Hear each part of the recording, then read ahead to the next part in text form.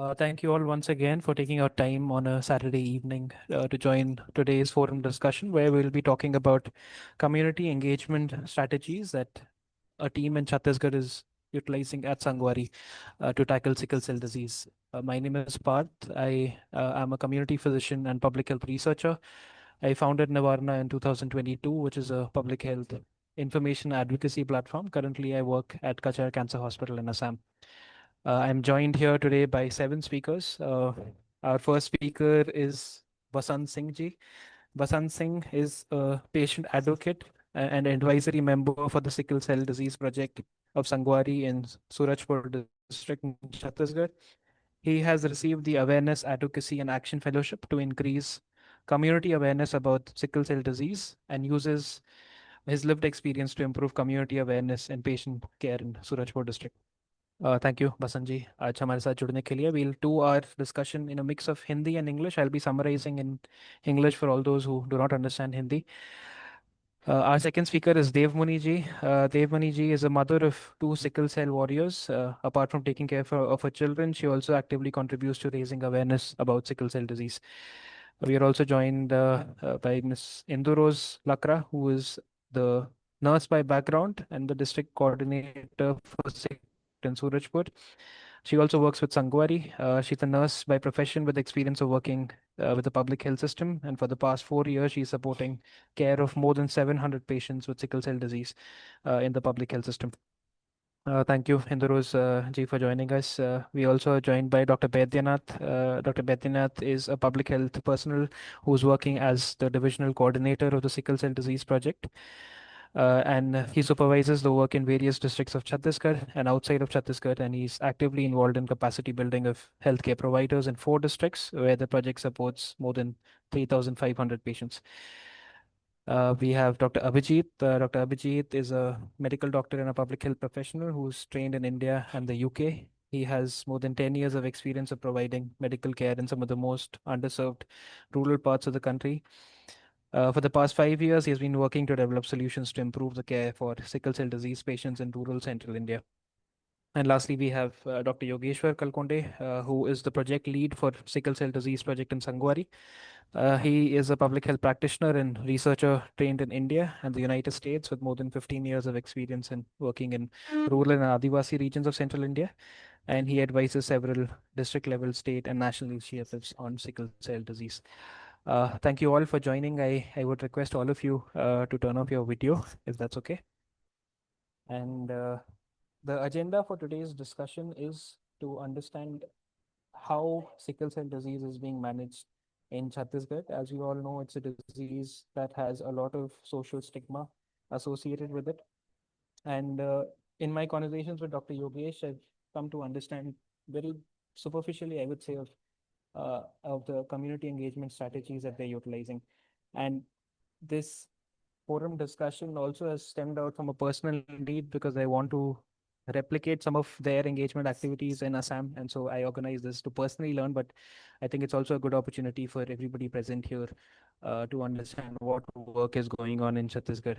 I'll start with Devmuni ji. Devmuni ji, क्या आप हमें कुछ बता सकती हैं कि सिकल सेल डिजीज ने आपके परिवार को कैसे अफेक्ट किया? आपके परिवार में क्या पीड़ा बीती सिकल सेल की बीमारी की वजह से? मैं मेरा नाम है देवमुनि प्रजापति। मैं खराकोना मंगापारा बरगिडी से आई हूँ। तो मेरा बच्चा 3 ठो है, तीनों को सिकल सेल है। सभी लोग को मैं नमस्ते करना चाहती हूँ।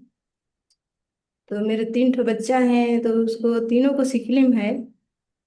सिकलिम है तो मैं इलाज करवा रही, प्राइवेट में करवाते थे पहले इलाज। तो प्राइवेट में बहुत खर्चा होता था, पैसा जितना पैसा उसी में लग गया।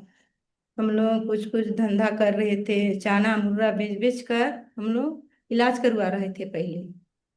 तो उसमें भी नहीं हुआ ठीक, तो खेत सबको गिरवी किए थे। उसमें भी मतलब कि उसमें भी ठीक ठीक नहीं हुआ कि क्या होता है सिकलिम। हम लोग को तो पता ही नहीं था उस समय कि कैसे होता है सिकल सिकल सेल बीमारी, कि कैसे क्या करते हैं उसको। हम लोग को पता नहीं था उस समय। तो प्राइवेट में चेक करवाए, उसके बाद बताए कि सिकल सेल बीमारी है, इसको सिकलिम है। तो प्राइवेट में हर बार ब्लड चढ़वा रहे थे, तो कभी 20,000 30,000 ऐसा पैसा लगता था उसमें। तो जा जा के हम लोग करवा रहे थे प्राइवेट में चेक, और ब्लड चढ़वा रहे थे। उसके बाद हम लोगों का जायदाद था, उसको हम लोग सबको गिरवी कर दिए थे, खेती बाड़ी सबको। बस घर बचा था हम लोग का। इतना गरीबी स्थिति में आ गए थे कि मेरा छोटा वाला बच्चा था, उसको बचा नहीं पाए, यही बीमारी के चलते। तो उसके बाद में फिर बोले कि एक जगह गए थे तो बोले कि अब पैसा ढेकुआ सब समूह से लेकर खेती बाड़ी पूरा का पैसा खत्म हो गया उसमें।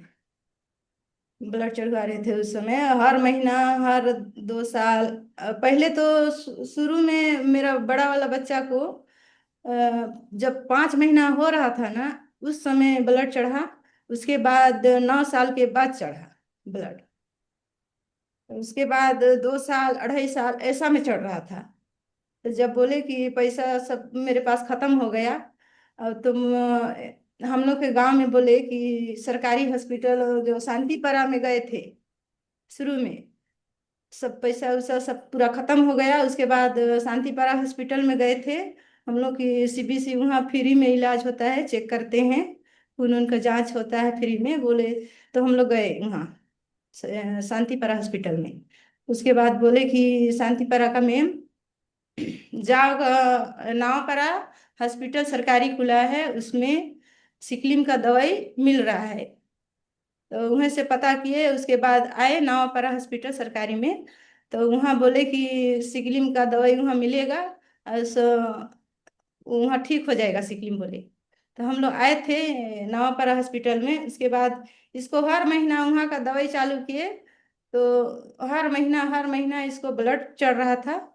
तो उसके बाद में हम लोग नवापारा बोले कि यहाँ साधन नहीं है ब्लड चढ़ाने के लिए, तो जिला में चले जाओ बोले। तो उन्हें से फिर जिला में भेज दिए हम लोग को। तो जिला में सब कुछ हम लोग को देख रेख संगवारी लोग वहाँ कर रहे हैं। मेरे बच्चे लोग अभी ठीक हो गए हैं। ठीक हो गए हैं तो अब फिर से अब प्रोग्राम सब में बुलाते थे, प्रोग्राम में बुलाते थे तो हम लोग आते थे, तो वहाँ भी देखते थे कि इतना मरीज आए हुए हैं कहकर हम लोग को जीव में भी अच्छा लगता था, थोड़ा देखकर खुश लगता था। ब्लड व्लड के लिए व्यवस्था भी बहुत अच्छा से कर देते हैं। मेरे बच्चे लोग सीरियस हो जाते हैं तो जब भी हम लोग चाहते हैं तब भी आते हैं, तो ब्लड का व्यवस्था वहाँ हो जाता है। मतलब कि हम लोग को अब सब चीज का अच्छा लगता है हम लोग को आने में। और मेरा बच्चा भी ठीक है, तीन दोनों बच्चा हैं वो दोनों ठीक हैं अभी। फिर हम लोग कुछ चीज का घबराहट नहीं होते हैं अब। सब हम लोग का फ्री में चेक होता है, ब्लड भी मिल जाता है। एक एक बाटल तो बोले हैं कि ब्लड बैंक में देते हैं, उसके बाद भी लगता है तो संगवारी लोग खोज के उनको देते हैं मेरे बच्चे को। तो चढ़वा लेते हैं हम लोग। तो अभी स्वस्थ है मेरा दोनों बच्चा। फिर तीसरा वेज, मतलब कि हम लोग को रायपुर जाने में कोई वो चीज नहीं था, हम लोग जा नहीं पाते। ऐसा गरीबी स्थिति की हर महीना हम लोग संगवारी लोग दिखा रहे हैं। हम ले जा रहे हैं दोनों बच्चे को, एक जने को ले जा रहे हैं। यहाँ ठीक नहीं छुआ ना ब्लड। ब्लड हर महीना चढ़ रहा था जिला हॉस्पिटल में। तो ठीक नहीं छूने के कारण बोले कि रायपुर एक बार दिखा लेंगे, उसके बाद कि पता चल जाएगा इसका का समस्या है उसको। तो रायपुर ले जा रहे हैं, हर महीना ले जा रहे हैं, 2 सप्ताह में ले जा रहे हैं रायपुर संगवारी लोग। तो मेरा बच्चा अभी बहुत बढ़िया स्वस्थ है। धन्यवाद ऐसा देवमुनि जी। स्थिति हम्म, आप हाँ, बोलिए बोलिए बोलिए। ऐसा स्थिति झेल रहे थे हम लोग कि हम सोच नहीं पाते थे कि ऐसा कभी जीवन में नहीं सुने थे कि ऐसा होगा। सिकल सेल बीमारी ऐसा रोग है कि कभी हम लोग नहीं सुने थे। ऐसा लगता था पहले कि हम लोग बचेंगे कि नहीं बचेंगे, जैसे लग रहा था। और गांव का आदमी भी एकदम वो समय डरवाते थे कि आपका बच्चा नहीं बचेंगे, ऐसा बीमारी हो गया तो नहीं बचेंगे। तो ऐसा मदद मिला मेरे को ना कि बहुत मेरा दिल खुश हो गया इधर से।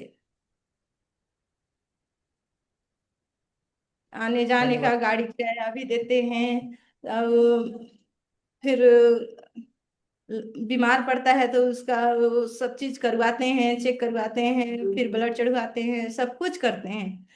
टैबलेट उबलेट गोली वोली सब चीज देते हैं। कोई चीज का कमी नहीं है। धन्यवाद देवमुनि जी, जो आपने बताया हमें हिंदी में, मैं सबके लिए इंग्लिश में एक बार जल्दी से वो दोहरा दूंगा। What Demuni ji just mentioned was that she had three children. All three were diagnosed with sickle cell disease. Initially, she had no idea what the disease was. She was seeking care in a private hospital where the kids would get blood transfusion, but each transfusion would cost around 20 to 30,000, because of which they had to sell their land, and agriculture was their prime source of income, and so they had to sell all their land just to seek care. And once the money got over, they went to the public hospital. In the meantime, the youngest child passed away. Once they went to the government hospital again, the first government hospital did not have treatment available, so they were referred to another hospital because they required transfusion. Then they were referred further to another hospital. And finally, when they reached Sangwari, that's when treatment was given free of cost along with transport. And now, whenever they require blood transfusion, it's made available. The medicines are also available free of cost.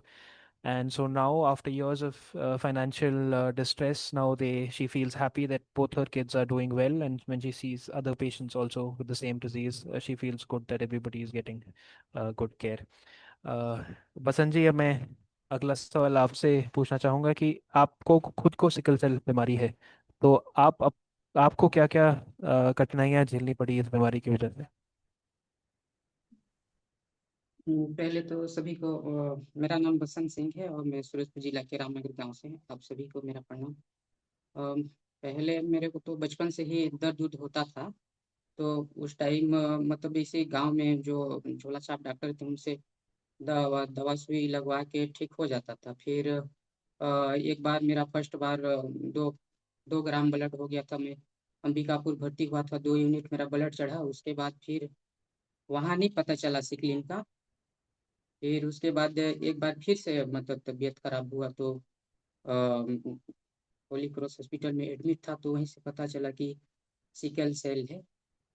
और वहाँ से होने के बाद फिर 2012 में एक जगह और इतना साल का होता है वहाँ से जांच करवाया, तो वहीं से पता कि नहीं सिकलिन है, ये खून का बीमारी है। और मतलब ये ठीक नहीं होता है, ब्लड हर महीना चढ़वाना पड़ेगा इसे।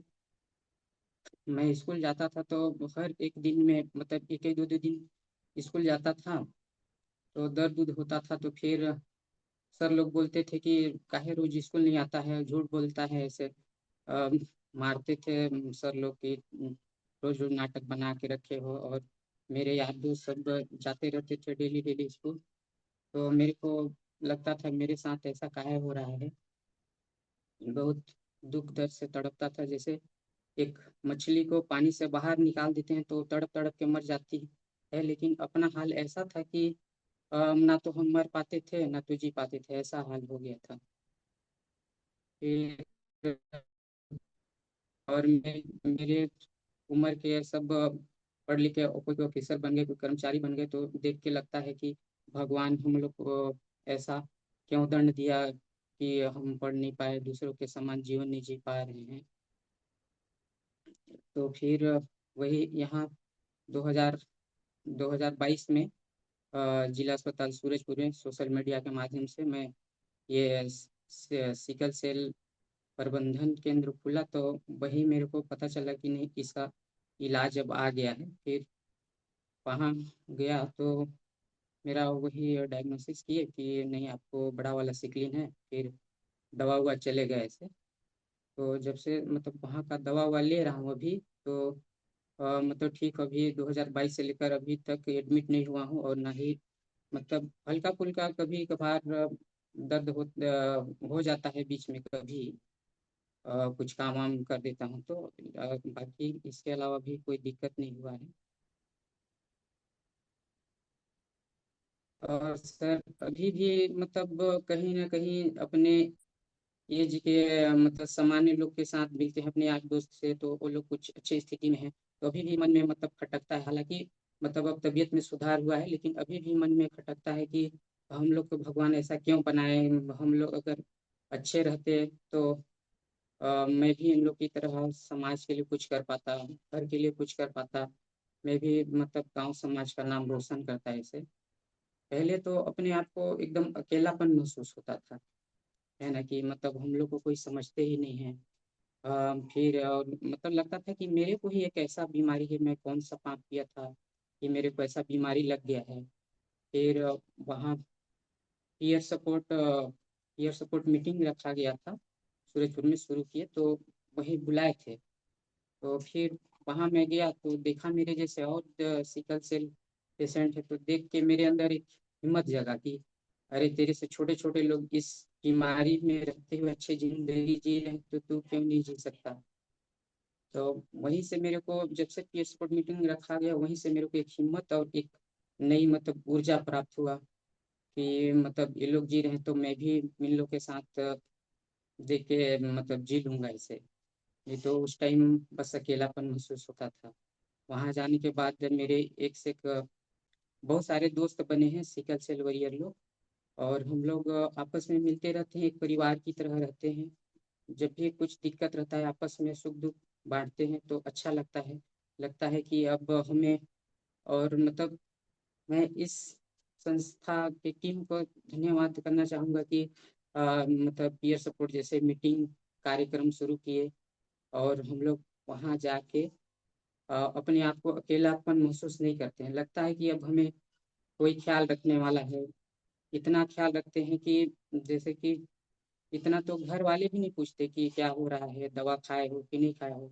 और वहाँ उस टीम के सर में हम लोग को फोन कर करके पूछते रहते हैं, नहीं दवा खाए कि नहीं खाए, कैसा तबीयत है। तो मैं जितना बोलूँ उतना मतलब कम ही है उन लोग के लिए। तो अब हम मतलब आपस में सर बात बात करते रहते हैं तो अच्छा महसूस करते धन्यवाद बसंत सिंह जी। मैं दोबारा जल्दी से जो आपने हमें बताया, हम मैं इंग्लिश में बाकी लोगों के लिए समराइज कर दूंगा।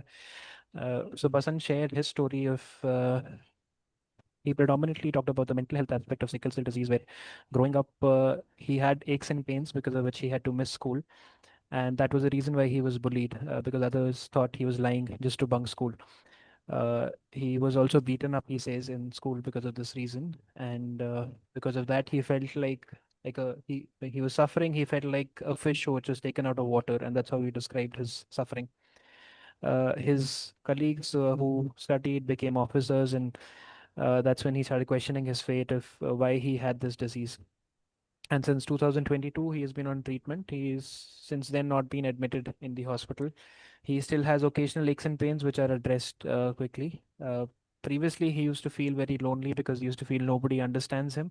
But since he has started attending peer support meetings, that's where he met people with the same disease, and especially looking at people younger than him who had the same disease, that gave him confidence that if they were living, even he could live. Since then, he has made a lot of sickle cell disease warriors as friends, and he referred to them now as family, and that they share their difficulties with each other and no longer feel lonely.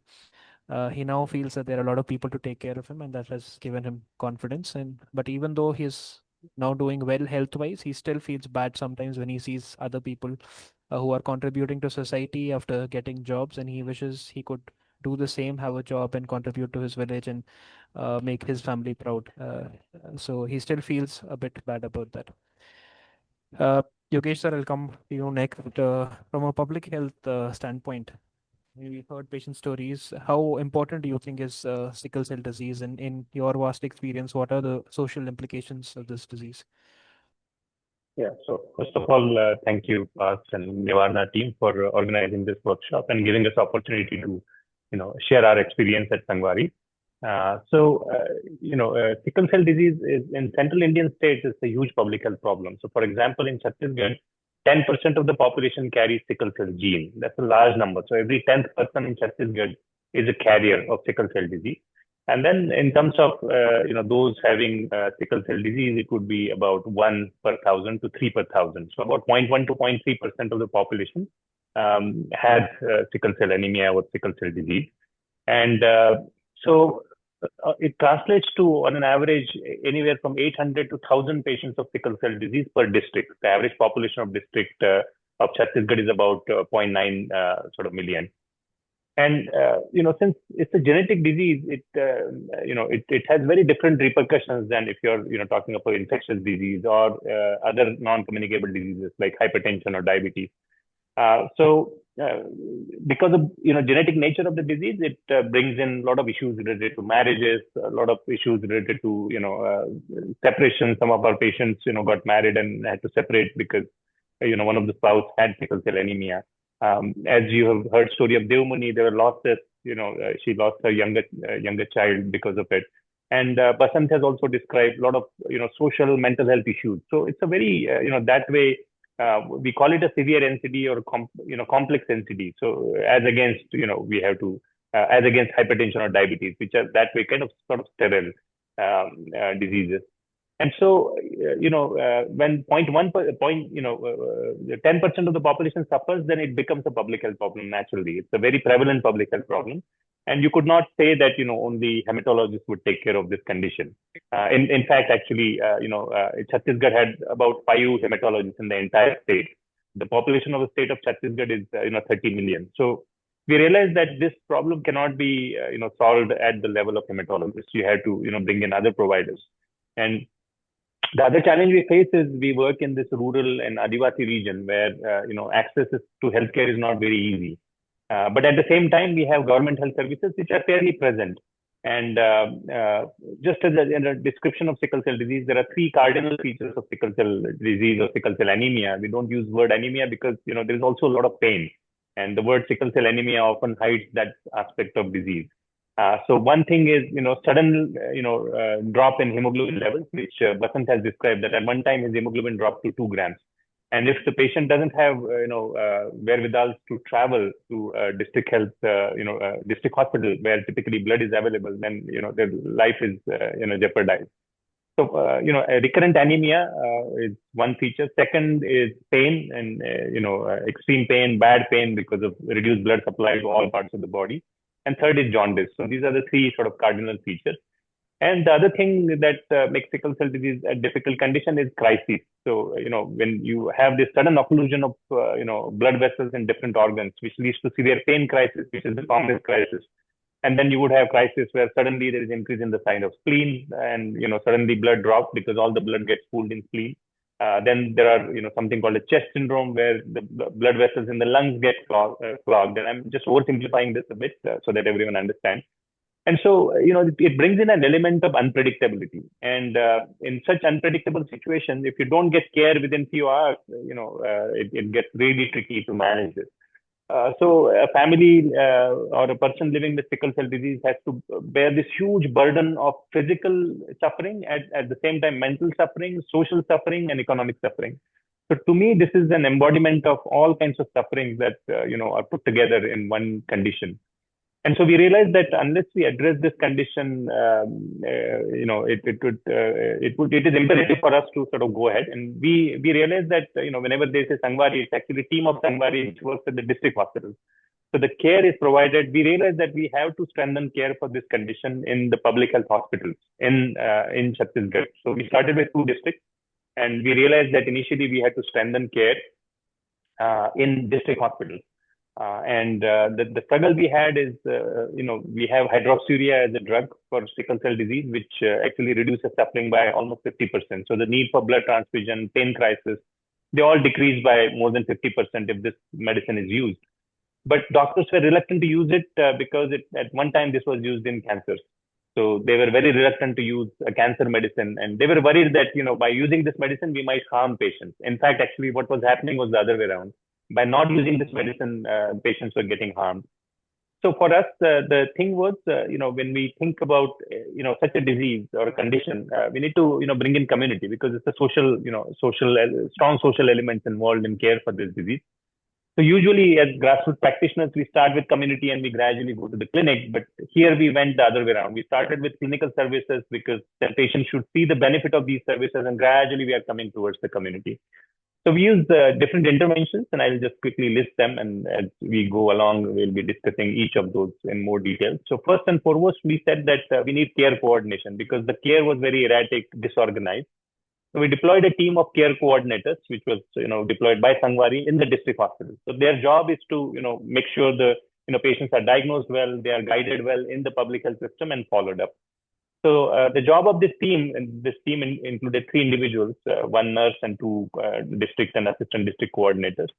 And their job was to first create registry because the government health system did not know at that time how many patients are there in the district. And so this team started systematically building registries at the district hospital of patients with sickle cell anemia. And after building registry, it gives you opportunity to actually do active follow-up. And so the team started making phone calls because patients were not used to taking hydroxyurea continuously. The usual story in sickle cell anemia was they will land up in crisis, they will come to the hospital, they'll get blood transfusion, they'll go home. And in between crisis, there is no care other than taking folic acid. So we realized that we need to bring this, form this habit of taking hydroxyurea on a chronic basis. And as you know, in rural and, Adivasi areas, taking medicine on a daily basis for a long term has its own, challenges. So through care coordination, the team started actually calling these patients. And then our community, sort of communitization process began. So the first was to form a community of patients instead of, each patient visiting individually. So we started peer support group meetings. And these peer support group meetings started bringing 8 to 10 patients or sometimes larger number together and to discuss and share their suffering. The second intervention that we, after 2 years of work, we realized that we need to bring in peer counselors. So we into our team, we included peer counselors, and Basant was peer counselor with us for some time. And so when the person who himself has the lived experience, and that person explains, about sickle cell disease to someone else who has it, it makes a huge difference. So this peer counselor was the second idea that came in. The third idea we explored was actually creating an advisory advisory group of patients for informing Sangwari's work. So as providers, we only see one side of the care, and the care receivers see the other side, where there are a lot more difficulties. Providers are often focused on giving hydroxyurea, checking blood, but they will not know the challenges of standing in long lines, having pain while in the hospital, difficulty getting blood. And so these advisors, started informing us as to what are the challenges that they face. So that was a third intervention. Fourth intervention was we realized that when this condition is present in such large numbers, and community was completely, was unaware of what this is happening. So they only knew that this is a condition where the blood suddenly decreases, but the name sickle cell anemia was not even known to many of these patients. So we started something called as Sarguja Sickle Cell Jan Swasth Sammelan. So basically, it's a Sarguja Sickle Cell Conclave, Patients Conclave. And so these are annual conferences that we started where patients came in number and their family members came in the numbers of 400, 500. And then we invited healthcare providers to come and have a dialogue. This also provided a forum for patients to actually voice their concerns. Otherwise, the standard interaction that the patient has with healthcare provider is, they are sitting next to the doctor who provides them 2 minutes of, time. They go to lab and blood is drawn. There is no discussion. And so, when we started doing this, the provider started hearing the sufferings for the first time. And we heard the suffering of Devmuni and, Basant. And it's such a powerful, motivator for a doctor to actually work in this condition. And some of the providers also told us that, we were not aware that this is such a large problem. So the fourth intervention was this patient conflict. And the most thing that we have done, the last thing we had done is we created some of our sickle cell warriors got very interested and they said, we are not only recipients of care, we also want to give to the society. And so they wanted to do social work. So we created this, what we call AAA fellowship. So, awareness, advocacy and action fellowship. And Basant was the peer counselor. Now he also has that fellowship. And so we have 6 more friends who are like Basant, and they are highly motivated because they are suffering and they go to community. They, sort of talk to their fellow colleagues and they advise them about awareness. They're also working to improve social benefits that they get through. The 2 more things that are, still, sort of remaining is, the outreach to the community. And the reason I said we didn't start with community because the prevalence of disease is 1 per 1,000. So if each village there might be just one patient. So this may not bring people together.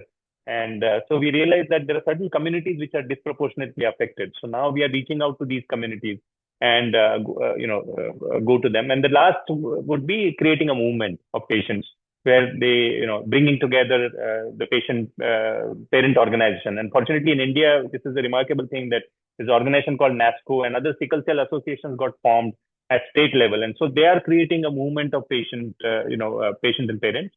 And so that for us, that's the last step in communitization. So these are 6-7 steps that we included. And again, as I said, instead of going from community to clinic, we went from clinic to community because of the nature of the ailment. So I'll stop here. Sorry for that long one.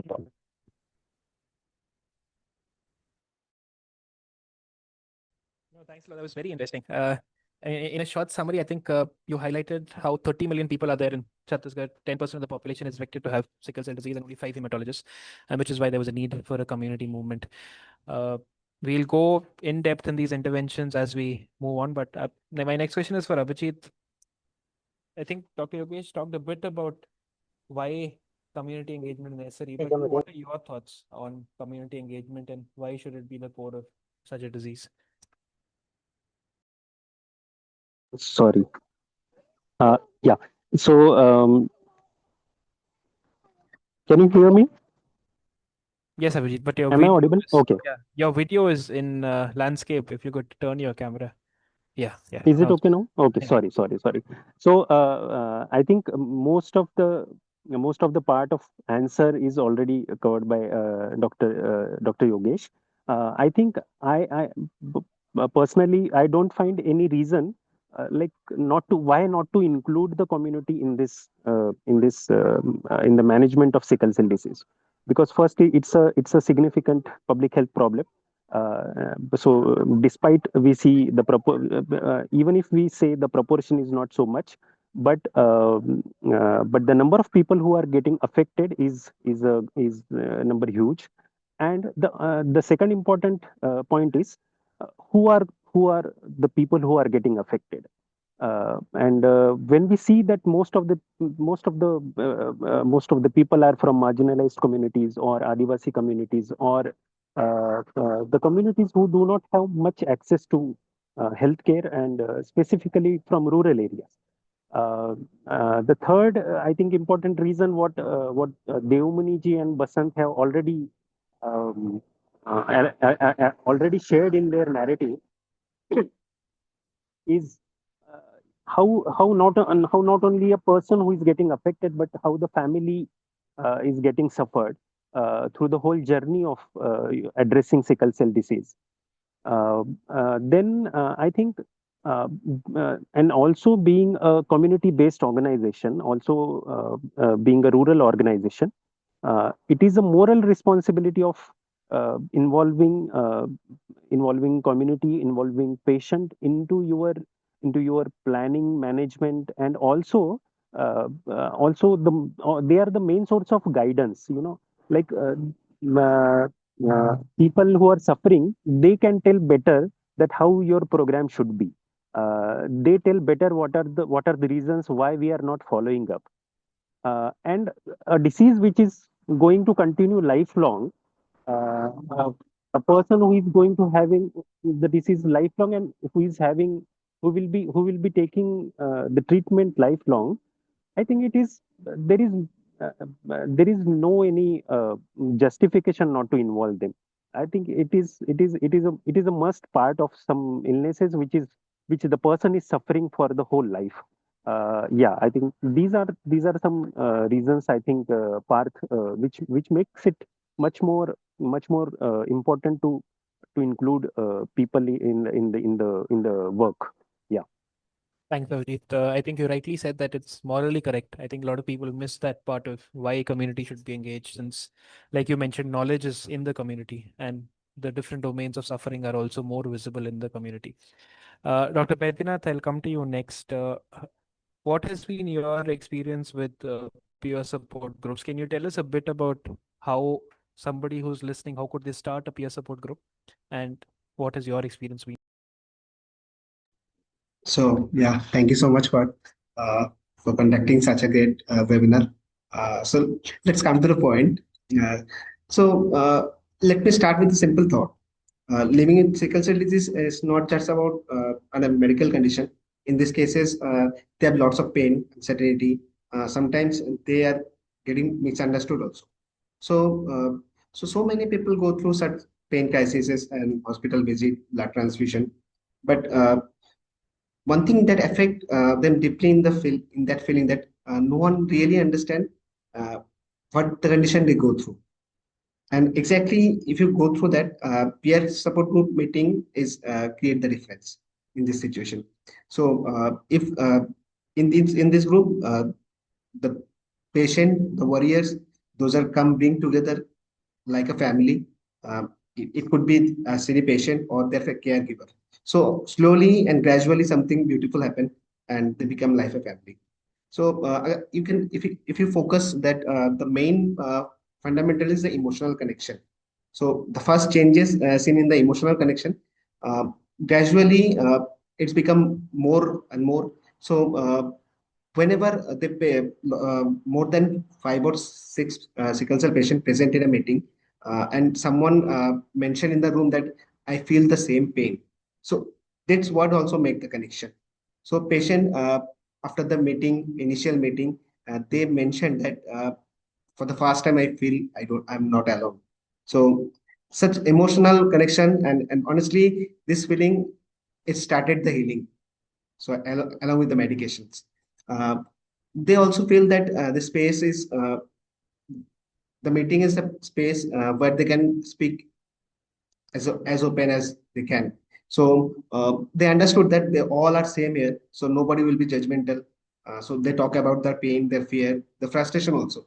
So I just want to quote one sentence for a lady mentioned in a peer support meeting, that she mentioned that I even not talk as so much in my home that I talk in peer support meeting. So that's mentioned, that exactly mentioned what they feel in the uh, and the openness of building trust and all other.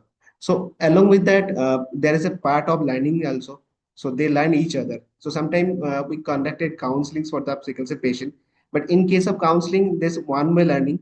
So we even not understand that the courage of learning or what level of understanding for them. But in peer support meeting, when they connected with each other, they heard the experience of another one.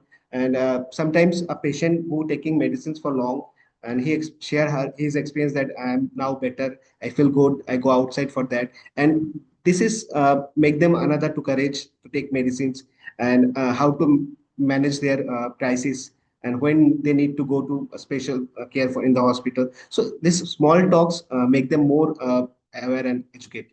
So overall, if you go through it, so ultimately they build up their hope and along with the confidence.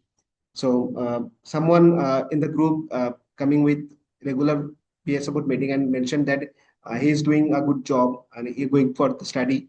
And whenever others saw that situation, who simultaneously getting drop out from school or anything they want to do for his life. So they got courage, and they learned from that. If they can do, so maybe I can do also. So confidence also begin. So this is the overall fundamental phenomena we have seen in the peer support meeting, and ultimately the confidence and the courage that make a hope. So overall, this is the build up of hope for the sickle cell patient. Thank you so much for sharing that. I think what Dr. Yogesh also mentioned, initial, I think, performing the registry really helped. And then you could connect these patients. And like you mentioned, it's not just emotional support, but also better learning, because each person understands the other person's, they translate things in a way the other person can understand. बसंत जी, आप कुछ बताना चाहेंगे कि ये peer support जो group है उसने आपका कैसे मदद किया, इसमें आपका कैसा अनुभव रहा?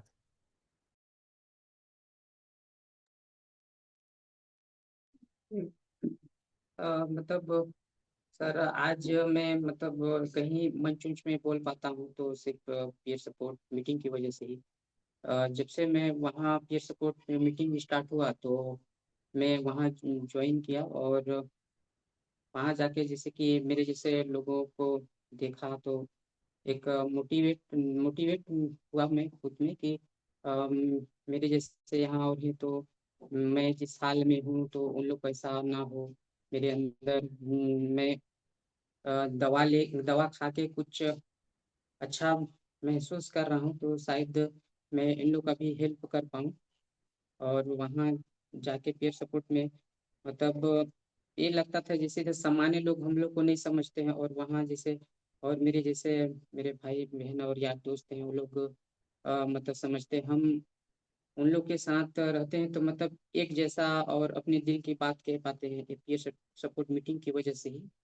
और वहाँ पीयर सपोर्ट मीटिंग की वजह से मुझे बोलने का मौका मतलब एक समाज में एक मतलब वो क्या बोलते हैं मीटिंग में बहुत सारे लोग रहते हैं तो बोलने का मौका मिला। नहीं तो मैं इधर बोल भी नहीं पाता था अच्छे से, डर डर के रहता था मतलब मन में अपने आप को एक छोटा महसूस करता था।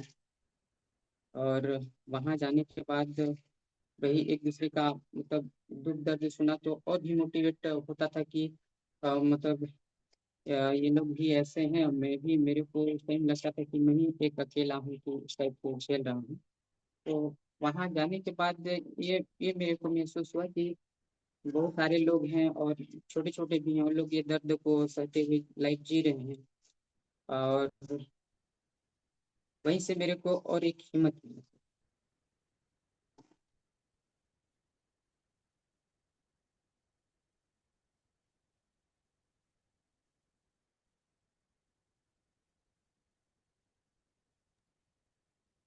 You are on mute. Oh, sorry.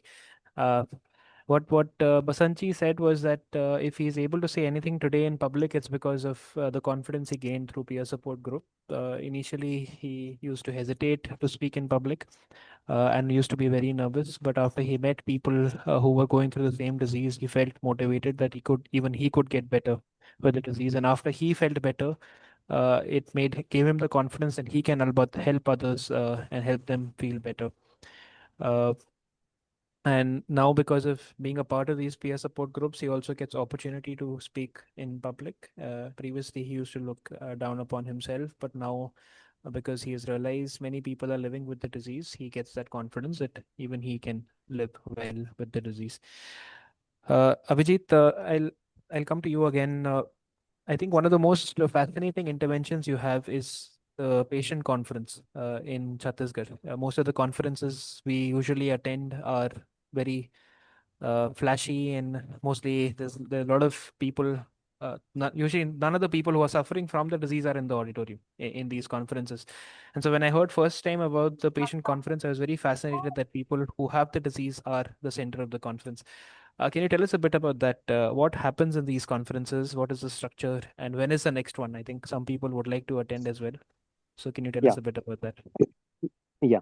So when we started clinic in district hospital Ambikapur and Surajpur initially, in first month, it is September 2021.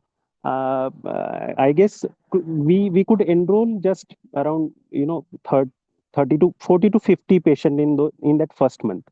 And then gradually we started enrolling people who are having sickle cell disease, and every month we could enroll 10, 15, 20 people with sickle cell. And then in the next year, 2022, June 19, it was the World Sickle Cell Day. And so we thought to organize a small, just kind of a program, small program in each of the district hospital, just to know like what people know about sickle cell disease. And it was specifically we were also one of the purpose was also to invite medical officers, doctors, administrators of district hospital, district medical officer, so that they can have the patient and the people, they can have a common platform to discuss.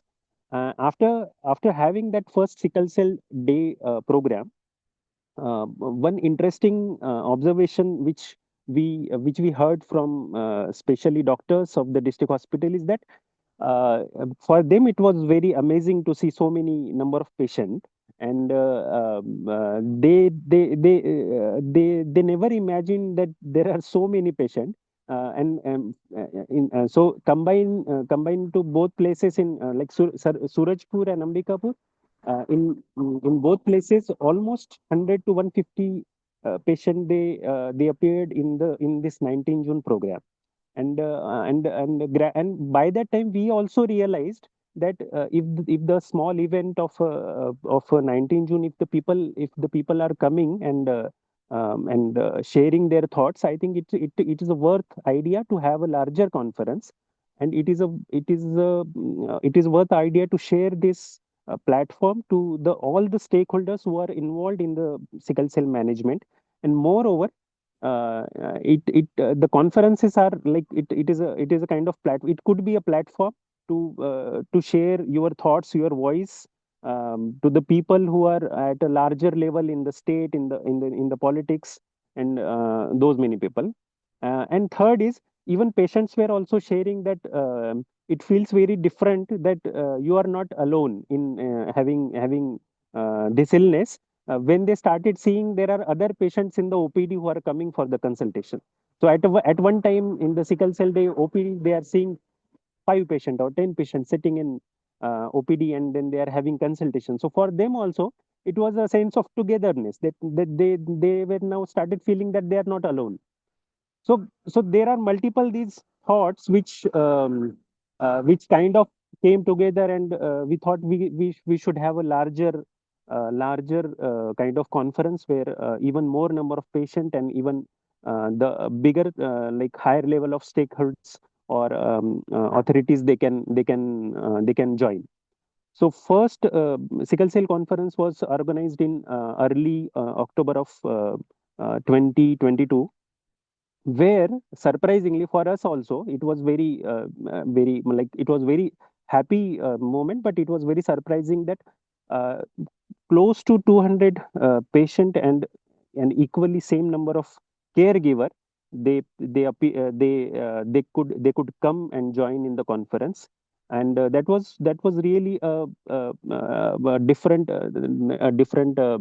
thought that and also in the conference and now they were sharing their experiences of sickle cell disease. They were sharing their journeys of the treatment, everything in the conference.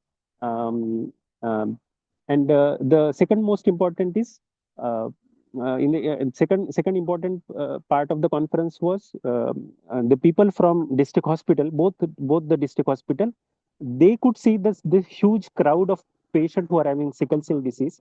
They are sharing their experiences. They are first time they are hearing the medical officer working in district hospital. They hardly get any time to hear the lived experience of patient. They have to see like hundreds of patient in OPD of 4 hour, and for them probably it's a difficult. So for them also it was a completely new experience. And in that same conference we also tried to connect to then health minister sir at that time in the conference through Zoom call, and the patient could directly share their experience to the health minister of Chhattisgarh. So overall, I think that was the first conference itself gave us a huge sense of confidence and a different level of idea that how this conference should be designed or how this conference should be organized. And from that conference, we learned a lot. The team learned a lot, and the whole I think the whole credit goes to the team of both district hospitals, Surajpur and Ambikapur, that they both could organize this huge conference. So largely, the conference is all about sickle cell disease, all about the experience of patient, what they are having, some new things, what is going on in the sickle cell field, in the field of sickle cell disease treatment. What are the then also how what are the different social problems which patient face, and what are the different kind of solution we can have in the project. So it's a sharing of ideas, sharing of experiences, learning, and also sharing of your the future plan, that how this can go ahead. Yeah. So overall, it's the idea of conference, to have a larger platform to the people. Yeah. Thanks Abhijit. Devmuni ji, मैं आपसे अब पूछना चाहूँगा कि आपका experience कैसा रहा इस कॉन्फ्रेंस में। उसके बारे में आप कुछ अगर हमें बताएं। इसका पेज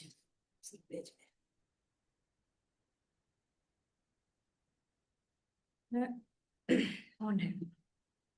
सम्मेलन में प्रोग्राम में जब बुलाते थे तो मैं पहले सोच रहे थे कि हम लोग कैसे करेंगे, कि क्या करेंगे, कर सोच रहे थे। हमारे बच्चा ऐसा है वैसा है कर हम लोग बहुत कोशिश कर रहे थे। तो प्रोग्राम में जब बुलाए थे तो आए थे हम लोग, तो वहाँ सबको देखे, यहाँ छोटे बड़े सबको मतलब कि ऐसा बीमारी है बोले। तो मेरे हम लोग के जीव में भी लगा कि सबको तो ऐसा बीमारी है, तो हम लोग का थोड़ा जीव में अच्छा लगा कि सबको है, तो धीरे धीरे ये सब बीमारी ठीक होने की कोशिश होगा बोले कर हम लोग को अच्छा लगा थोड़ा। तो ब्लड मन के लिए भी फिर वहाँ बोले कि ब्लड का व्यवस्था करने के लिए बोले वहाँ हो जाएगा बोले, वहाँ पर ब्लड का व्यवस्था हो जाएगा, आप चिंता मत करो, ऐसा मत करो कहकर बोले थे उस वहाँ प्रोग्राम में। तो सभी मरीजों को भी देखकर अच्छा लगा हम लोग को भी। तो मेरा दो बच्चे थे है ना, उसको एक जने को एक ही बार ब्लड चढ़ा है इसका, मतलब कि जिला हॉस्पिटल का दवाई खाने से एक ही बार ब्लड चढ़ा है उनको। और बड़ा वाला को तो हर महीना चढ़ रहा था ब्लड। तो फिर सब किसके लिए व्यवस्था कर रहे थे संगवारी लोग, ब्लड भी व्यवस्था कर रहे थे उनके लिए। और एक एक बाटल तो फ्री में ब्लड बैंक में मिल जाता था पहले। उसके बाद फिर उसको लगता था ना, तो फिर दिला देते थे, फिर प्राइवेट से नहीं मिलता था, प्राइवेट से दिला देते थे, खरीद के देते थे, लेकिन उसको चढ़वाते थे ब्लड। तो मेरा बच्चा अभी ठीक है, अभी एकदम 2 ग्राम 3 ग्राम 4 ग्राम ऐसे हो जाता था ब्लड। तो अभी ना बहुत अच्छा है, सब कुछ देख रेख कर रहे हैं, बढ़िया ध्यान से देख रहे हैं संगवारी लोग। हम लोग के घर के आदमी नहीं पूछ रहे हैं कि आज बढ़िया अच्छा है कि नहीं है कह कर नहीं पूछ रहे हैं, लेकिन इन लोग ना फोन कर कर के हम लोग से बात करते हैं, पूछते हैं कि अच्छा है कि नहीं है कह कर पूछते हैं। धन्यवाद देवमुनि जी। What she said was that initially she was hesitant.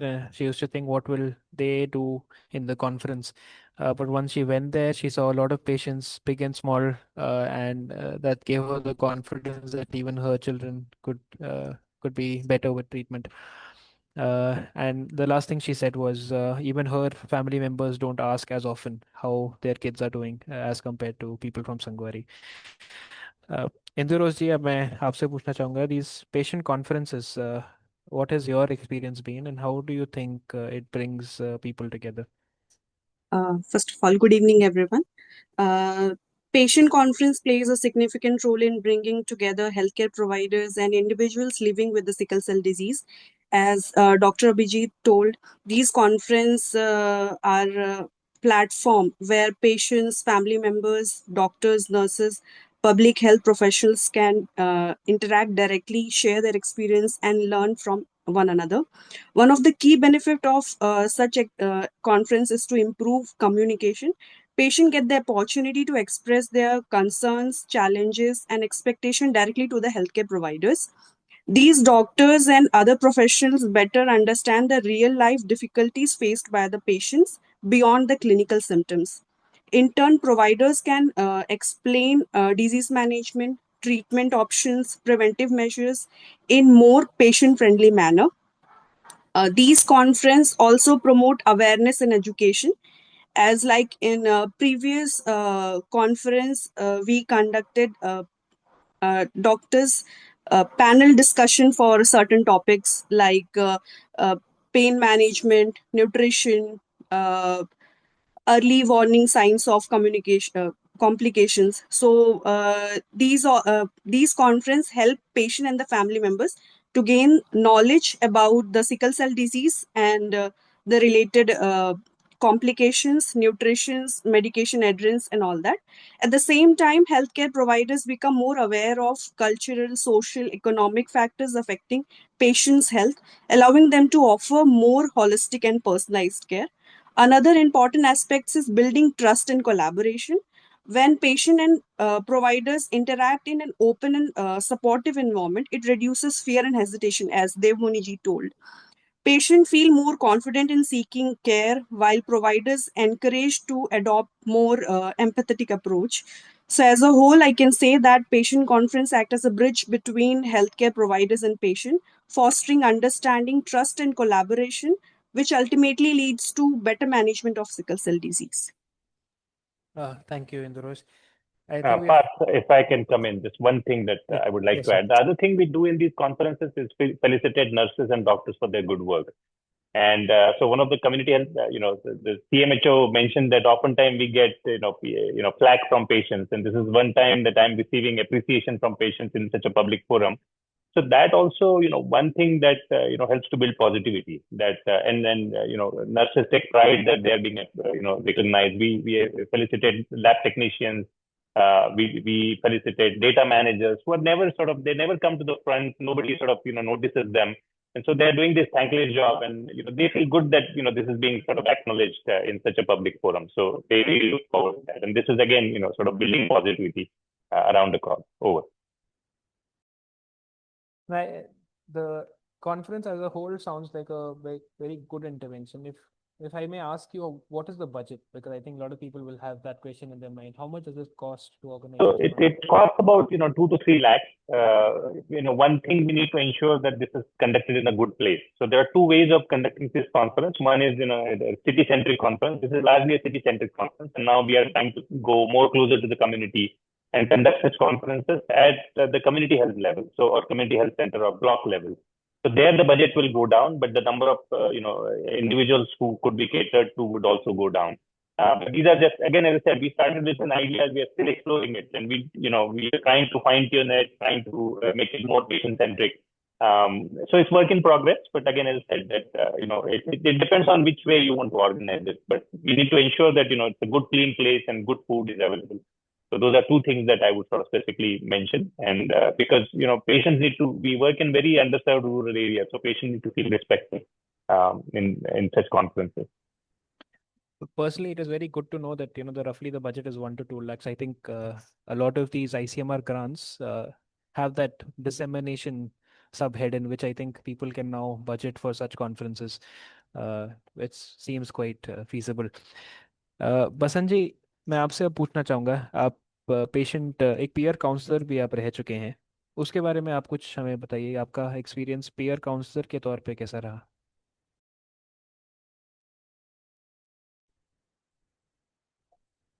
Peer counsellor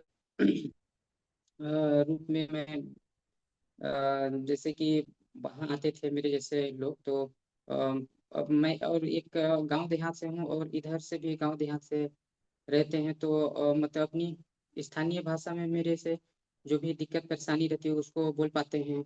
और जैसे कुछ हेल्प का जरूरत उन लोग को पड़ता है, जैसे पर्ची कटाना, ये क्या है कि उन लोग मतलब पर्ची कटा जाए, थोड़ा आसानी से मिल जाए, पर्ची कटाने में से हेल्प करता है, दवा लेने में, ब्लड जांच करने में। और मतलब वही सबसे ज्यादा तो मैं देखा कि लोग मेरे से अपनी दिल की बातें खुल के कह पाते थे। और मतलब जो ज्यादा परेशान थे, मैं अपना उदाहरण दे के कि देखो मैं 2022 से डॉक्टरिया दवा ले रहा हूँ, तब से मैं ठीक हूँ, कभी मेरे को एडमिट होने का जरूरत नहीं पड़ा है, और थोड़ा घर का काम वाम भी कर पाता हूँ। तो उन लोग को पता था, जैसे जैसे उन लोग को दर्द होता उन लोग को, तो मैं भी उनको बताता कि ऐसे ऐसे दर्द होता है, तो इस टाइप से नहीं करना है, ऐसे नहीं करना है। तो वो लोग को मतलब लगता है कि मतलब हाँ मेरे दिल की बात रहे हैं, सेम इनकी जैसा दर्द मेरे को भी होता है, ऐसे करके। तो वो लोग थोड़ा मोटिवेट होते हैं, फिर दवा उवा लेने के लिए मतलब तैयार होते हैं। फिर दवा बोलते हैं कोई दिक मैं नहीं कहते मेरे को देख लो अभी एडमिट नहीं हुआ हूँ, तो मेरी बातों को फॉलो करके मतलब और वही आते हैं तो खुल के मेरे से बोल पाते हैं कि भी आप ये करा दीजिए वो करा दीजिए, मतलब दवा लेने में थोड़ा मदद कर दीजिए, पर्ची कटाने जांच कराने में, या तो किसी को ज़्यादा दर्द उर्द होते रहता है तो फिर बोलते नहीं एडमिट उडमिट ऐसे। तो उनका हेल्प करता था, और हेल्प करके मेरे को अच्छा भी लगता था सर, कि मैं पहले सोचता था कि काश मेरे को कुछ भगवान से कुछ शक्ति मिल जाता तो मैं यही जैसे लोगों को हेल्प कर पाता। तो मतलब एक पीयर काउंसलर के रूप में मेरे को वहाँ सर लोग चुने, तो मेरे को उन लोग को मदद करके बहुत अच्छा और खुशी होता है। जी सर। धन्यवाद Vasan ji. So what Vasan ji said was that people are able to openly speak with him also in their local language and dialect because he is from the same area, and that helps people seek that sort of pushes people to seek help easily if they need it. He would also share his own experiences with them of how treatment changed his life, and that would give others confidence and help them start treatment. He would also tell them do's and don'ts based on his own experience, what to do so that you do not have pain. And once people realize that he had experienced the same pain that they had felt, they feel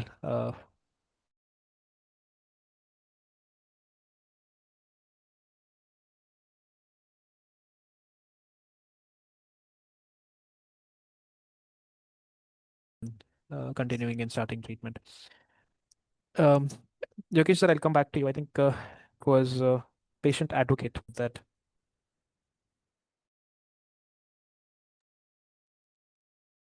Hello, can you say that again? I think I missed part. I was asking you regarding the patient advocate and leadership. Can you tell Right, us a bit right, about that? right. So, so one thing we realized that, we need to build advocacy movements around these chronic health conditions. And we realized that, that movement is gradually picking up. It has picked up in type 1 diabetes. It is gradually picking up in sickle cell anemia. The usual challenge we face is those who are advocates often come from urban educated background. And the rural voice is often not heard because the lived experiences of patient advocates from urban area could be very different from those who work in rural areas. So we said that can we sort of take on this idea as to how can we help build patient advocates from rural underserved areas. And we discussed this idea with some of the advocates who were sort of raring to go and wanted to do some social work. So we sat with them, and they said what are the activities that you would like to do, and they proposed certain things, so which some of it also includes building local capacity.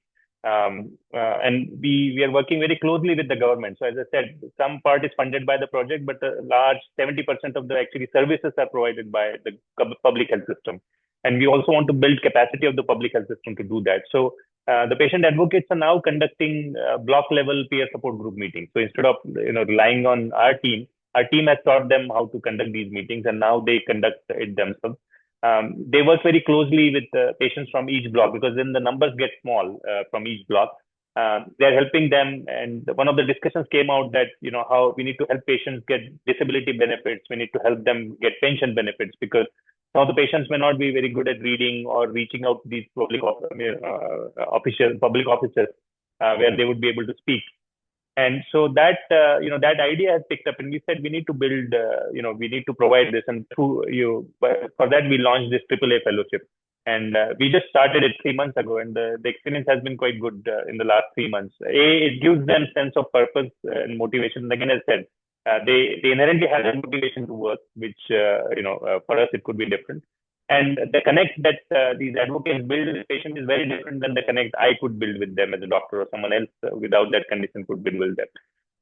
So this work in progress, and we are trying to see how this will evolve over next 1 year. It just started 2 months ago. And so far, but I think the idea, I think it's an important idea.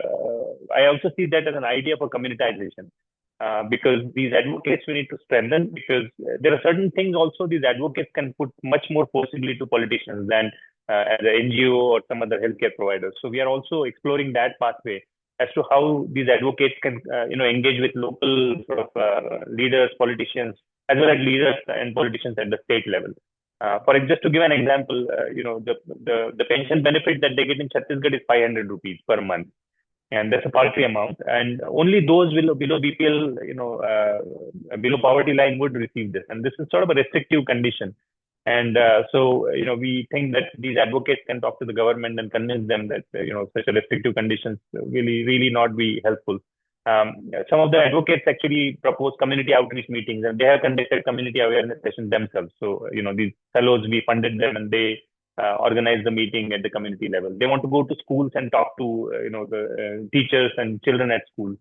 Because there are also a lot of social issues, and why we need to do community outreach is because there is huge issue of stigma and gender issues in sickle cell anemia, which these are far away from, when we started, we just first wanted to strengthen medical care through hydroxyurea, just to make sure that the patient gets benefit of the medicine that is available freely in the public health system. And the advantage of Chhattisgarh is Chhattisgarh has very good supply of hydroxyurea in all the public health system as compared to other neighboring states. So then now we are studying, and we are coming across very serious social issues now. So we started first to build medical care, then we started really understanding the social issue picture. And recently through these peer support group meetings, I learned that the issue of stigma is very large. And the second thing is, even if we have to go to community, we'll say, get everybody's sickling test done before marriage, but that will have social implications. A lot of girls may not get married while boys might get married. So, that also puts pressure. And so we need to have, larger dialogue rather than just saying that, get everyone tested and 2% with sickles who are carriers should not marry. It's very simplistic. It seems okay on paper just to do the genetics or counseling, but in real life, this is going to be difficult. So this is going to be our learning, and we want to learn in this space because nobody really knows how to, we have this elimination program, and nobody really knows how to prevent it through social intervention. So that's also a very broad area. And very little is known in that field. So we hope to learn through these engagements over the next coming years. Thank you, sir. Indros, I would like to come back to you. What is the role of these patient advocates? Can you share your experience and some examples? Many activities was covered by Dr. Yogesh, but I would like to mention few more, like as he was telling, patient advocates have conducted outreach programs. So those programs was conducted by themselves only. There was one skit which was explaining about the nature of disease, how it's happening, to just make aware the village people, as well as they are conducting community health centers patient support meeting as well. And along with that, now they are helping for uh, providing support for other sickle cell patient to apply for disability as well as the pension scheme as well. I think that's a very important role patients can play when they have themselves taken benefit from these schemes. They can help somebody else go through that process. Thank you for sharing that. Dr. Vaidinath, I'll come back to you. We have talked a lot about community engagement. What role do you think training plays in addressing sickle cell disease, especially nurses, lab technicians, pharmacists? Yeah. So, but in every disease, there is a good role of as like a medical officer has a great role, along with the paramedics also the special role for the treatment and management. So now let's talk about something equal important. So managing sickle cell disease is not such only doctor's job. So they can follow up the patient, give care, but in parallelly you can see that it's overall a team effect and team effort. So this team included nurses, lab technician, pharmacist, and all other paramedics in case of for ICU technician, in case of radiologist and all others. So in fact, many times patient interact more time rather than the doctors to paramedics. So if you have mentioned that specifically for nurses, lab technician and pharmacists. So if I go a little bit beyond the overall discussion, so specifically in case of nurses, you will understand that nurses are the second most closest caregiver after the family members. So lots of the time, patient stay in the hospital and they uh, interact with the nurses. So overall, the care by the nurses are the most important part, and this also makes them a family's like support in case of hospitalization condition. So the nurses are noticed the initially that they are suffering from pain whenever the others concern like fever, any discomfort or anything else. So in these cases, the management of sickle cell disease and their complication is very much important. So like in severe pain, the pain medication is a following method. The nurses are going to provide time to time, and in cases of some discomfort, they are the main key role to inform the doctor and for further initiative. So this is the more the larger thing, but along with that, the small initiative like how much they need to drink water, at the right time they need to take food, what time they take medicine after food or before food, what should they do and what should they do.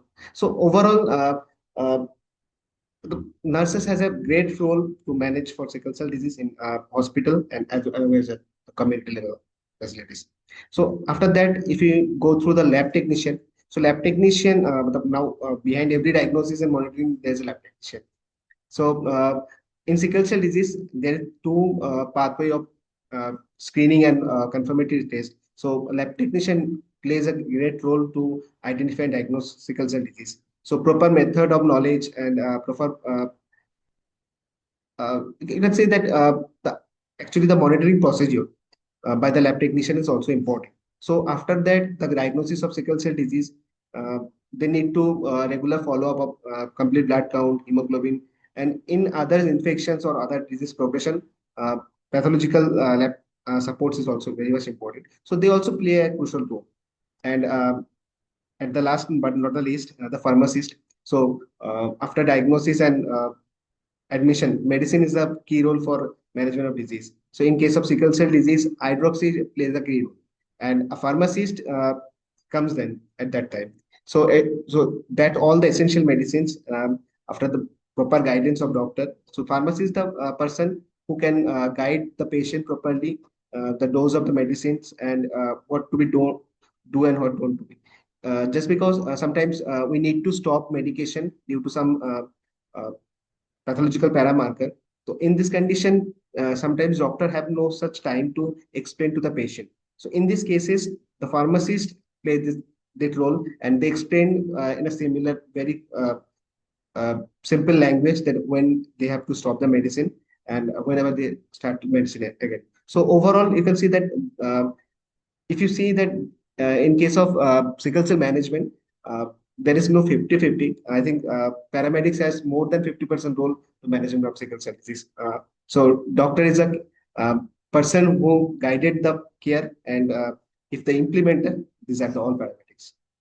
Thanks, Dr. Baidyanath. I think the key message here is that community engagement is important, but also multidisciplinary team engagement is also important, not just focusing on doctor, but all the other care providers. I think we are short of time. We've had almost a 45-minute discussion so far. Dr. Yogesh, one last question for you, and then we'll open for discussion with with the audience that is attending. We have heard everything that you've been doing. What has been the impact since you've started this work? Can you tell us a bit about that? Right. Yeah. So, again, as I said, a lot of activities and they sound fun, but does it really, make a difference? So what we did is we did a research project with the government medical college, and we actually looked at the impact of this intervention on hospitalization and blood transfusion. These are the two major sort of outcomes. And when we started, over 1 year period, these hospitalizations and blood transfusions decreased by 40 to 45%. And that's a large number from a public health standpoint. Those two in the district hospital. So it's not like, we are doing a project as an NGO separately where we can ensure everything is perfect. But even in a more sort of busy, chaotic place like district hospital, this brought down blood transfusion. In fact, the first people to thank us were blood bank managers. They said that you have significantly reduced our work, and we're in the planning, in planning to publish this finding. So that is one aspect of it. Very one hard sort of endpoint. Secondly, you heard how patients felt about it. So that's the other softer part of it. And the third thing is providers. So we saw that provider confidence has gone up. We've seen that the amount of hydroxyurea that was prescribed. So as a proxy indicator of provider confidence of using hydroxyurea, we tracked hydroxyurea usage, and it went up, 4 to 10 times in 2 district hospitals. So this is independently sort of monitored thing. And so we knew that you can train healthcare providers, but if they don't change their practices, there's no point in training. So overall, what we realized that when we say communitization, there is also a community of practitioners. So we all talk about community of practitioners. So oftentimes, when the community of practitioners is disorganized or unaware, so we try to build community of practitioners as well as community of patients. So you heard some of the glimpses of community of patients, but community of practitioners also is getting slowly built. The doctors are taking more interest into it now. They want to know about data. We are also focusing on creating local champions because this is if it is all Sangwari, it will not stick. So we are looking for sustainable changes in the public health system, and some of the glimpses that we see that on the days where Sangwari team is not there at the community health centers, patients come over, take their medicines, their prescribed medicines, and right doses, and they go home. So that's quite reassuring that even if we are not there, the practice changes that we have brought would stick there at least 67%. That's what our hope is. And the other larger hope is, working in resource poor setting doesn't mean providing poor services to patients. We always say that, oh, there's no money, so let's not do it. So, I so often quip that the services that we provide for sickle cell anemia, the kind of services we provide are not available for, well-to-do patients from cities. And this is some of our patients who have visited us said that we don't have these services available. The kind of counseling, the kind of peer support group meeting, the patient conferences are not there. So we should not restrict our imagination just because patients are poor or they are in rural area. Should not limit your imagination, and we need to actually do better. So rural healthcare is not cheap. Rural healthcare is more expensive because things are scattered, not easily available. You need to invest a lot in awareness generation, availability. So these are our learnings from this work over the last 4 or 5 years. Thanks a lot, sir. I think this entire session has been quite inspiring. I've definitely learned a lot, but I feel very inspired at the end of it. I think if people in the audience have any questions, feel free to unmute yourself and ask. If you have any comments, questions, compliments, please feel free to unmute yourself.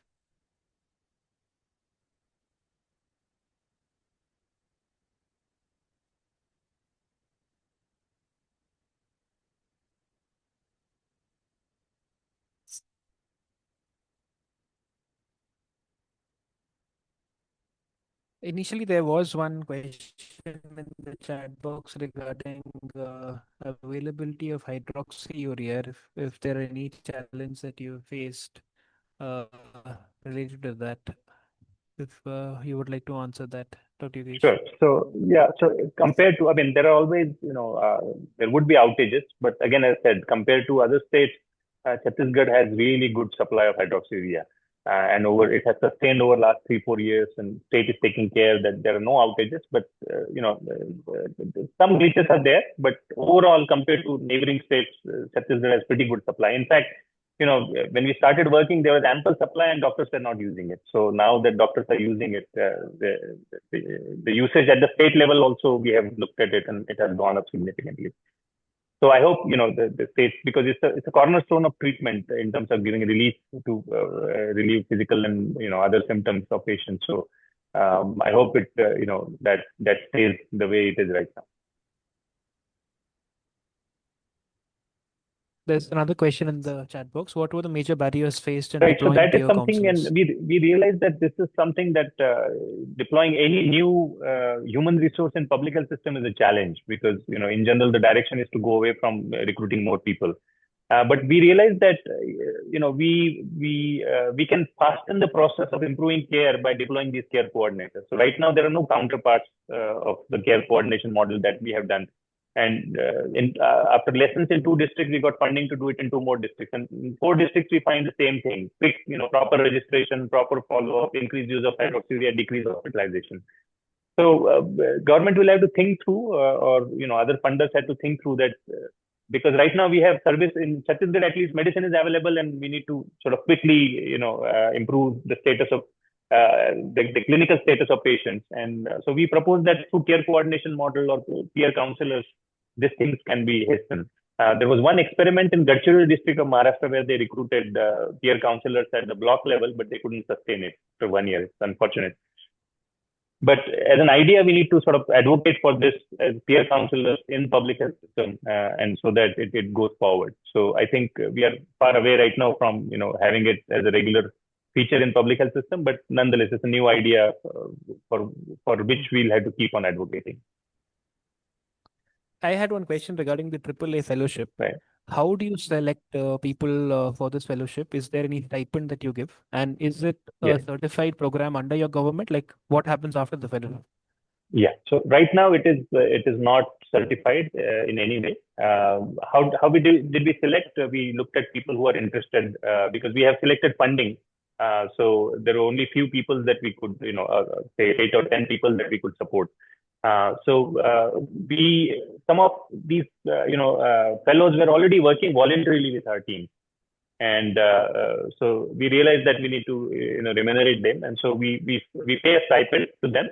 It's not a full-time work because they have to work within their physical capacities as well. So that way it's not we don't pressurize them in any way, and they could come and work. And usually it's 1 week. Actual work time would be around 1 week in a month. In terms of certificate, in terms of we are talking in one district, the officials have agreed to give them a I-card as patient volunteers. So that is their recognition in the public health system. But again, it's a very new idea, and if there are any suggestion here, they're most welcome. We'll at the end we'll probably give them a certificate for sure. Michael, would you like to unmute and ask your question?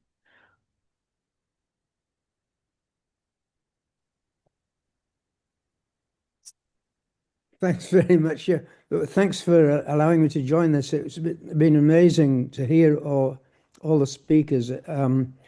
I've learned a lot. The question I've just put there in the chat, I don't know whether you're aware of the issue of physician associates has become a really hot issue in the UK. I don't know whether you're aware of it or not, but a lot of doctors, particularly people of my age, not me, by the way, but a lot of doctors feel that the government are trying to replace conventionally trained doctors with people who have had a training of about 2 years, not medical and so on. And I mean, my complaint about it is that it's been a top-down thing rather than a bottom-up thing, and it sounds to me like what you've done is all very much bottom-up. My question earlier on about whether some of the speakers were actual patients, they seem to be so, involved in understanding about the disease that I just wondered, well, are they actually SCD? Do they have sickle cell? Yeah, but anyway, so I'll stop there. Thanks.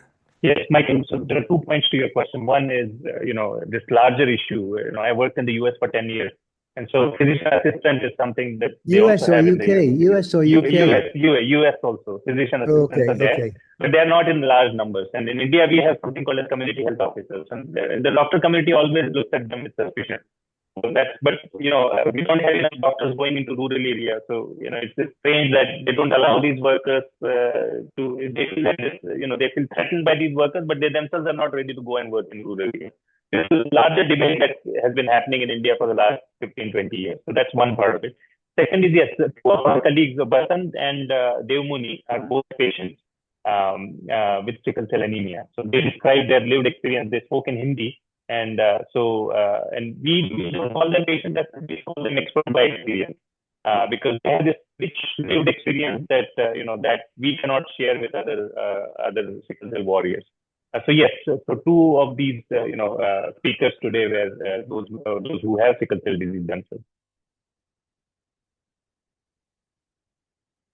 Thank you. I think we can take one final question if anybody in the audience wants to ask anything.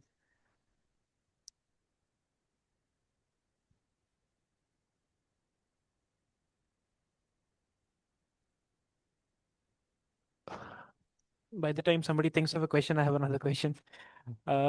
So currently, what is your funding structure like? Because and I'm trying to think of similar community engagement strategies in Assam, and I'm working in Kachar Cancer Hospital, so we have a lot of cancer here. Again, a lot of stigma, similar issues related to SCD, a lot of pain, suffering, uh, and again, the prevalence is 1 in 1,000, somewhere around Yeah, that. yeah, yeah, yeah, And yeah. our villages are also very scattered. So Right. quite similar issues. So how do you get that funding for such kind of work? Like, is the government funding or Right, research right. funding? So initially was, this is not research funding, but some of the work that we did as service, we documented as research. The funding in at one place is given by district administration through district mineral fund. In another district, we have received it through a CSR. So one has to explore. I mean, it's unfortunate that we have to do it in ad hoc in one or two districts because funders at this stage are not ready to think at scale and think of entire sort of district. So that's a struggle that we face. But we believe that at least so even if you have to think about in and out strategy, is that if we get a 3-year funding, that we reasonably strengthen the public health system as well as we reasonably strengthen the community of sickle cell warriors. So we believe that once you sort of encourage doctors to prescribe confidently hydroxyurea, and then patients are aware that this is the first line treatment and they have to take it, then we hope that it will persist. So our pitch is to give us funding for 3 years, and we would try and change at least system level issues, and to some extent, since it's a genetic disease, one time, largely, a large pool that is initial there, and then, I mean, you keep on getting new babies born with sickle cell anemia. But at least once you change this, to some extent, it will stick, is our hope. I think there's a similar question in the chat box regarding long-term sustainability of community-led approaches like peer counseling, patient conferences. No, so the one thing is, you have to think from a shortest perspective first. Long term is, these are all ideals, and unfortunately, the funding world is very practical and not ideal. So, a lot of, and if in one of the discussions I had with Abhijit, and he was telling me that how long have the agencies been supporting maternal and child death now in India? 75 years since independence, we still supported, and we can't still say that, it is done away with. So these are long-term changes. But again, as I said, if we get funding, we can at least do and go and make changes which are sustainable. And the sustainable changes, we think that the government, working with the government, we made the changes are probably going to be more sustainable. And unfortunately, we don't know, no funder gives unchecked continuous funding for a very long time. When I read about Dr. Paul Farmer, that's the one thing which I'm the most envious of, that blank check that he got to work. Absolutely, And I think that's all of our But dream. the blank check also lasts 10 years long. I mean, after 10 years, they also start coming in and reviewing all that funding. Yeah. I think we have reached the closing mark of this discussion. This was a 1.5 hour packed, very enlightening, very inspiring discussion. Thanks to all of you, Basanchi, Devmuni ji, बहुत बहुत धन्यवाद आपका हमारे साथ जुड़ने के लिए and अपना अनुभव हमारे साथ शेयर करने के लिए. थैंक यू डॉक्टर योगेश, इंदुरोज, doctor Baidyanath and Abhijit. I think this is a starting point for Nivarana to now start talking about these solutions. We are going to organize more and more such discussions. Next one, we have a discussion in Karnataka, how they are managing sickle cell disease through community empowerment. So we are also trying to look at how can we inspire change through talking about solutions that a lot of people don't know about. And just to share with everybody, Nivarana is now also a registered organization. For 4 years, we were working as an unregistered, technically illegal entity, but now we are a legal entity. We are soon starting a subscription mode to raise funds to have a full-time team, because now we think it's an urgent time to expand our work. So feel free to reach out if you would like to support us. And if anybody has any final comments, I think we can take that. Otherwise, we can close for the day.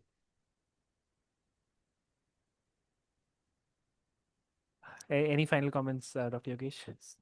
So I think we had wonderful discussion. Thanks for all the questions. If you need more information, feel free to write to us or visit us.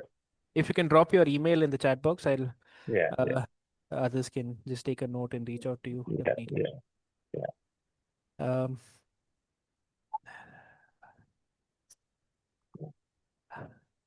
you can find Dr. Yogesh's email in the chat box. Thank you, everybody. Hope you have a great Saturday. You can follow us on WhatsApp. I think that's the easiest way to follow us. You can go to our website, nivarana.org, follow our social media, be in touch with similar such events that we'll be organizing almost on a monthly basis. And we'll see you in the next one. Thank you. Have a good day. Bye. Thank you so much. Bye. Nice, a great session.